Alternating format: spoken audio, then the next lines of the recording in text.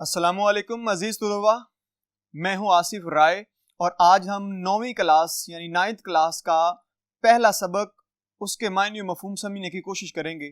तो आइए चलते हैं व्हाइट बोर्ड की तरफ। जी अजीज तुलबा, आज हमारे पास जो पहला सबक मौजूद है 9th क्लास का, उसकी चंद अहम बातें हैं जो मुझे आपसे डिस्कस करनी है।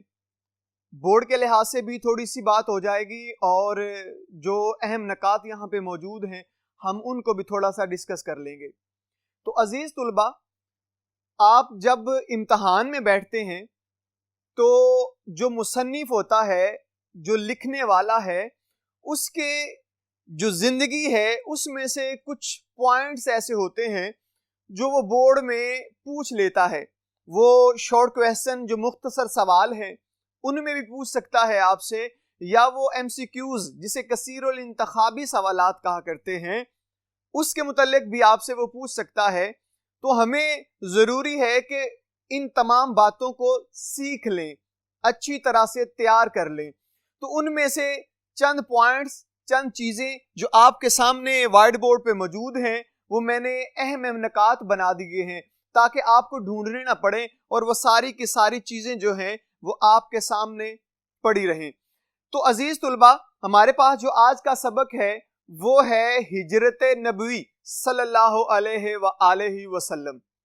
बेटा, हिजरत अरबी जुबान का लफ्ज है, अरबी जुबान का लफ्ज है जिसका मतलब ये होता है एक जगह से दूसरी जगह मुंतकिल हो जाना। लेकिन यहाँ पे मखसूस खास तौर पर हम जिक्र करेंगे कि जो हमारे पास आज का सबक है ये एक जात के मुतल्लिक है। वो एक जात कौन सी है? वो अल्लाह के बाद नबी करीम सल्लल्लाहु अलैहि वसल्लम की जात है। उस जात के मुतल्लिक यहाँ पे चंद बातें मुसन्निफ शिबली नुमानी रहमतुल्लाह अलैह ने लिखी हुई हैं, हम उनके मुतल्लिक भी उसका जिक्र करते चले जाएंगे। अच्छा, तो मैं अजीज तुलबा बात कर रहा था हिजरत करना, एक जगह से दूसरी जगह मुंतकिल हो जाना। जब अल्लाह की तरफ से नबी करीम सल्लल्लाहु अलैहि वसल्लम को हुक्म हो गया कि मेरे प्यारे हबीब अब ऐसा कीजिए, अपने जान निसारों को, अपने प्यारों को जो आपके साथ आप पे जान कुर्बान करने से भी दरेग नहीं करते हैं, ऐसा कीजिए, उन्हें अपने साथ लीजिए और इस मक्का से मदीना की तरफ रवाना हो जाइए। तो उस सफर को जो मक्का से मदीना किया गया हुजूर और उनके सहाबा ने जो किया, उसको हम कहेंगे कि ये हिजरत है और हिजरत नबवी के नाम से हमारा सबक मौजूद है। तो अजीज तुलबा, देखिए कुछ निकात हमारे पास यहाँ मौजूद हैं, उनको मैं एक एक करके उस पर बात करता चला जाता हूं। तो हमारे पास जो पहला है वो पैदाइश है। अजीज तुलबा, वो बोर्ड में आपसे पूछ सकता है कि मौलाना शिबली नुमानी की पैदाइश कब है, वफात कब है। वो हमसे ये सवाल पूछ सकता है, वो एमसीक्यूज पूछ सकता है हमसे, लिहाजा इसको ज़हन में रखना हमारे लिए बहुत जरूरी है। उसके बाद दूसरा नुक्ता है शेख हबीबुल्लाह वकील, इनके वालिद का नाम, ये एमसीक्यूज में आ जाता होता है। वो पूछ सकता है कि शिबली नुमानी रहमतुल्लाह अलैह के वालिद का क्या नाम था। तो वो कोई भी दो नाम, तीन नाम और देके तो हमसे ये पूछ सकता है। तो अजीज तुलबा, हमारे पास तीसरा नुक्ता है मौलाना शिबली नुमानी के उस्ताज़ा कराम, जो उनके टीचर्स थे। तो उनमें जो मशहूर उनके उस्ताज़ा हैं उनके नाम यहाँ बेटा लिखे हुए हैं, सर सैयद, हाली, मोहसिनुल मुल्क और आर्नल्ड। ये वो लोग हैं जिन्होंने मौलाना शिबली नुमानी को पढ़ाया, उनको तालीम दी, इन्होंने उनके पास बैठ के सीखा। तो अजीज तुलबा, अगला नुक्ता है हमारे पास, शिबली नुमानी ने अपने वक्त में कुछ सफर भी इख्तियार किया है। यानी कि ये अक्सर औकात ऐसे किया करते थे कि एक शहर से दूसरे, दूसरे से तीसरे, और एक मुल्क से दूसरे मुल्क, तीसरे मुल्क, इस तरह से ये मुख्तलिफ ममालिक का सफर किया करते थे ताकि ज्यादा से ज्यादा इल्म हासिल हो, ज्यादा से ज्यादा तहकीक, रिसर्च की जाए और ज्यादा से ज्यादा लिख के हम आवाम तक पहुंचाया जाए, आप लोगों तक पहुंचाया जाए, या मेरे जैसे जो पढ़ने वाले लोग हैं उन तक वो सारी बातें, हालात पहुंच जाएं। तो इसलिए इन्होंने इल्म हासिल करने के लिए کچھ ممالک کا سفر اختیار کیا. ان میں سے یہاں پہ لکھے ہیں کچھ مصر ہے, قسطنطنیہ ہے, شام ہے. یہ مشہور وہ ممالک ہیں جن میں آپ نے سفر اختیار کیا اور وہاں پہ بہت کچھ سیکھا اور اپنی کتاب میں لکھ بھی لیا.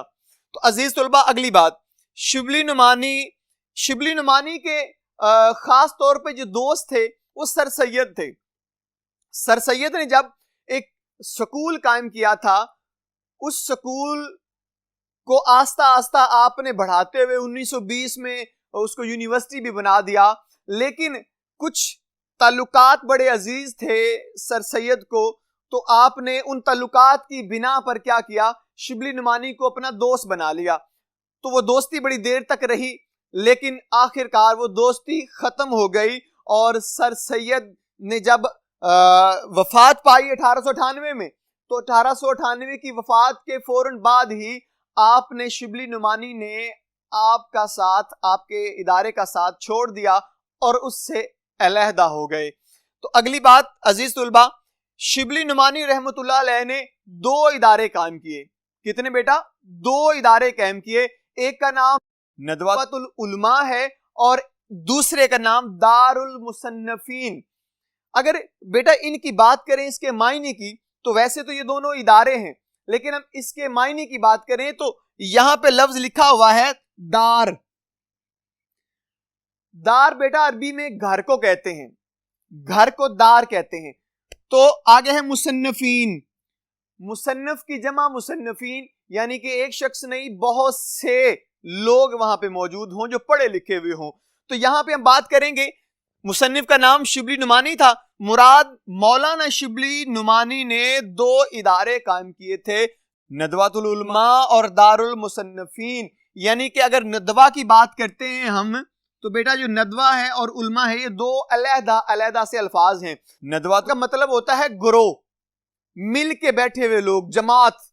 اور اگر ہم علماء کی بات کرتے ہیں تو عالم کی جمع علماء ہے, یعنی کہ وہ لوگ جو بڑے پڑھے لکھے ہوں, باشعور ہوں اور ان کے پاس دین اور دنیا کا بہت سا علم موجود ہو, انہیں کہتے ہیں یہ علماء ہیں. ندوۃ العلماء اور دار المصنفین یہ مولانا شبلی نعمانی نے بنائے تھے کچھ 2 ادارے. آگے بڑھتے ہیں بیٹا. تو شبلی نعمانی کی کچھ مشہور تصانیف ہیں. تصنیف کی جمع تصانیف, یہ تصنیف ہے. مراد جو مولانا شبلی نعمانی نے کچھ کتابیں لکھی تھیں, ان کتابوں کا ذکر یہاں موجود ہے. پہلی کتاب شعر العجم, پھر الفاروق, المامون, سیرت النعمان, الغزالی, سوانح مولانا روم, سیرت النبی صلی اللہ علیہ وآلہ وسلم.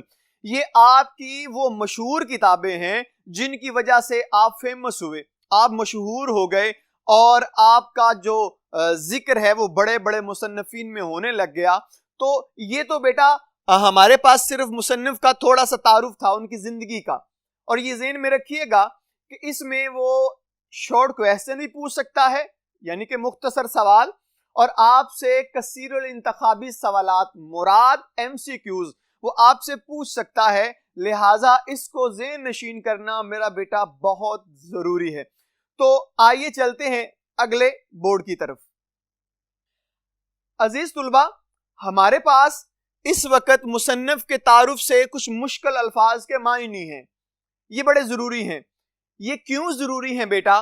ہم آگے جا کے ایک لیکچر ایسا بھی آپ تک پہنچائیں گے جس کے اندر بتایا جائے گا کہ پیراگراف, جب کوئی پیراگراف آتا ہے تو اس کی تشریح کیسے کرنی ہے, اس کے الفاظ کے معنی کیسے کرنے ہیں. وہ ایک علیحدہ لیکچر ہوگا, انشاءاللہ اس پہ ہم تفصیل سے بات کر لیں گے. لیکن ابھی ہم چلتے ہیں موجودہ لیکچر کی طرف. تو بات ہو رہی تھی الفاظ کے معنی کی. بیٹا لفظ پہلا ہے مستفید. مستفید کا مطلب ہے فائدہ اٹھانا. تو عزیز طلبہ, اگلا لفظ ہے دار المصنفین. ہم نے جیسے کہ پہلے بھی بات کر لی, دار عربی کا لفظ, مراد گھر, مصنفین مصنف کی جمع, مراد مصنفین, یعنی کہ پڑھے لکھے لوگوں کا گھر. ادارے کا نام, آگے معنی بھی لکھ دیا میں نے, ادارہ کا نام ہے. عزیز طلبہ آگے بڑھیں تو لفظ ہے متنوع. اس کو کچھ لوگ متنوع پڑھتے ہیں, آپ نے متنوع پڑھنا ہے. میں نے اس کے اوپر اعراب زیر زبر شد مد لگا دیے ہیں تاکہ آپ کو پڑھنے میں آسانی رہے. تو متنوع کا مطلب ہوتا ہے مختلف، طرح طرح کے، الگ الگ، جو مختلف شکل و صورت رکھتے ہوں انہیں ہم کہیں گے یہ مختلف ہیں. آگے بڑھیں گے بیٹا تو لفظ تنقید. تنقید لفظ جو ہے یہ بہت سی اچھائیوں اور برائیوں کو علیحدہ علیحدہ خانوں میں تقسیم کرنے کا نام ہے. اور جو بندہ تنقید کرتا ہے عزیز طلبہ اس کو کہتے ہیں نقاد. جو تنقید کر رہا ہوتا ہے اسے نقاد کہتے ہیں. اور نقاد کرتا کیا ہے عزیز طلبہ؟ نقاد یہ کرتا ہے جو آپ کے پاس 4 5 6 10 12 جتنی بھی چیزیں پڑی ہوئی ہیں آپ کیا کرتے ہیں، اچھی چیز ادھر بری چیز ادھر، یعنی کہ 2 خانوں میں تقسیم کر دینے کا نام جو ہے وہ تنقید ہے. عزیز طلبہ اگلا لفظ ہے سوانح. یہ کیا ہے؟ سوانح. سوانح بیٹا کہتے ہیں جب آپ کسی بھی شخص کی زندگی کے پورے حالات و واقعات لکھتے ہیں. مراد وہ کہاں پیدا ہوا، پیدا ہونے سے شروع ہوتے ہیں اور اس کے مرنے تک، آخری سانسوں تک جتنا علم ان کا آپ لکھ لیتے ہیں، ایک کتاب بنا لیتے ہیں، اسے کہتے ہیں سوانح. سوانح عمری بھی اس کو کہتے ہیں، سوانح نویسی بھی اسے کہتے ہیں، لیکن یہاں پہ لفظ ہے سوانح. تو سوانح کا مطلب کیا ہوگا؟ کسی بھی شخص کی زندگی کے حالات و واقعات. یہاں پہ لکھا ہوا ہے ساری زندگی کے حالات و واقعات. عزیز طلبہ آگے چلتے ہیں. لفظ لکھا ہے تذکرہ. تذکرہ جس کا مطلب کیا ہے؟ ذکر کرنا، کسی بھی شخص کا ذکر کرنا، کسی بھی ذات کا ذکر کرنا. آپ اللہ کا ذکر کرتے ہیں، آپ نبی کا ذکر کرتے ہیں، تو یہ لفظ کیا تھا؟ تذکرہ. آگے بڑھتے ہیں. عقائد. لفظ جو عقائد ہے یہ خود جمع ہے لیکن اس کی واحد ہے عقیدہ. اب عقیدہ کیا ہے؟ پختہ یقین. مراد آپ یہ کہتے ہیں اللہ ایک ہے، آپ کا پختہ یقین ہے. آپ کہتے ہیں آخری نبی حضور صلی اللہ علیہ وآلہ وسلم ہے، پختہ یقین ہے. تو یہ عقیدہ ہے ہمارا. ہم خدا کو ایک مانتے ہیں سو ایک ہی مانیں گے، 2 نہیں کر سکتے، کیونکہ ہمارا عقیدہ یہ کہتا ہے کہ ہمیں ایک ماننا ہے خدا کو. آگے چلتے ہیں. تصوف. عزیز طلبہ یہ تصوف جو ہے یہ ہمارے جتنے بزرگ گزرے ہیں، جو بڑے بڑے اولیاء اکرام گزرے ہیں، جو بڑی بڑی ہستیاں گزری ہیں، جنہوں نے اپنی پوری زندگی جو ہے وہ اللہ کا ذکر کرنے میں گزار دی، نبی کریم صلی اللہ علیہ وآلہ وسلم کی ذات کے مطابق چلنے کی کوشش کی اور اس پہ پورے بھی اترے، تو اسے تصوف کہتے ہیں. لیکن آپ اس کے معنی میں مزید جائیں گے تو یہاں پہ جو میں نے لکھ دیا ہے اس کا مطلب یہ ہوا کہ دل اور نفس کی صفائی کرنا. مراد آپ کے اندر کا انسان صاف ہو جائے تو اسے کہتے ہیں نفس کی صفائی کرنا. تصوف سکھاتا ہے انسان کے نفس کی صفائی کر دینا، پاک کر دینا، صرف اللہ اور اس کے رسول کے احکامات پہ چلنا، یہ آپ کو تصوف سکھاتا ہے. عزیز طلبہ آگے چلتے ہیں. اعجاز و اختصار. اعجاز و اختصار اس کا مطلب یہ ہوگا بہت مختصر کر کے، یعنی کہ ایک بڑی طویل داستان، ایک بڑی سٹوری آپ کے پاس موجود ہے، آپ کیا کرتے ہیں؟ آپ اس کو مختصر کر لیتے ہیں. آپ اس کو آسان کہہ لیجئے خلاصہ کرنا، یعنی کہ بہت بڑی چیز کو خلاصے میں منتقل کر دینا، یعنی کہ 10 لائنوں کو، 10 سطروں کو آپ 5 میں کر دیں، 4 میں کر دیں، کم کر دیں، اسے کیا کہتے ہیں؟ اختصار. اعجاز و اختصار. آگے بڑھتے ہیں. برجستگی. برجستگی جس کا مطلب ہے عمدہ ہونا، عمدگی. عزیز طلبہ محققانہ لفظ موجود ہے. محققانہ کہتے ہیں تحقیق کرنا، جیسے آپ انگلش میں کہتے ہیں ریسرچ کرنا، کسی چیز کی تلاش کرنا.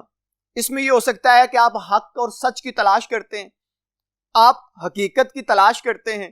جب آپ حقیقت ڈھونڈنے لگتے ہیں، حقیقت کو پا لیتے ہیں، حاصل کر لیتے ہیں، تو یہ کہیں گے کہ آپ بڑی تحقیق کرنے والے ہیں. آپ کسی اہم بات میں سے ایک بات نکال لیتے ہیں تو آپ محقق ہو گئے، آپ محققانہ نظر رکھتے ہیں.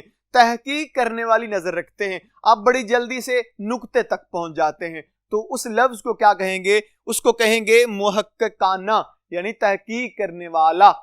आगे बढ़ते हैं बेटा। यहां पे एक चीज बेटा ज़हन में रखिएगा, कुछ लोग इसको लिखते हैं बेपरवाही। ये लफ्ज ऐसे नहीं है, ये ऐसे ही है, बेपरवाही, बेपरवाही नहीं लिखना। तो लफ्ज गनायत का क्या हो गया? बेपरवाही। आखिरी लफ्ज मौजूद है बेटा हमारे पास, उसलूब। ये लफ्ज है उसलूब। उसलूब का मतलब होगा अंदाज, तरीका, वो बयान करने का तरीका हो, वो लिखने का तरीका हो, वो कुछ देख के पढ़ने का तरीका हो, वो कोई भी बात करने का तरीका हो। जो भी आपका अंदाज है, जिस अंदाज से आप पहचाने जाते हैं, उसे उसलूब कहते हैं। तो यहां पे क्योंकि बात हो रही थी मुसन्निफ की कि उनका उसलूब क्या है, वो कैसे लिखते हैं, उनके लिखने के तरीके की खूबसूरती क्या है, वो किस अंदाज में जाके लिखते हैं। तो अजीज तुलबा, इसके बाद जो हमारा अगला लेक्चर होगा वो होगा हमारा हिजरत नबवी जो सबक है, उसके हम अल्फाज और मायनी करेंगे, उसका मफहूम समझेंगे और कोशिश करेंगे कि वो जितने अल्फाज के मायनी हैं वो हमारे ज़हन नशीन हो जाएं। तो अजीज तुलबा, मुझे इजाज़त दीजिए, फिर मिलेंगे अगले लेक्चर में। अल्लाह हाफिज़।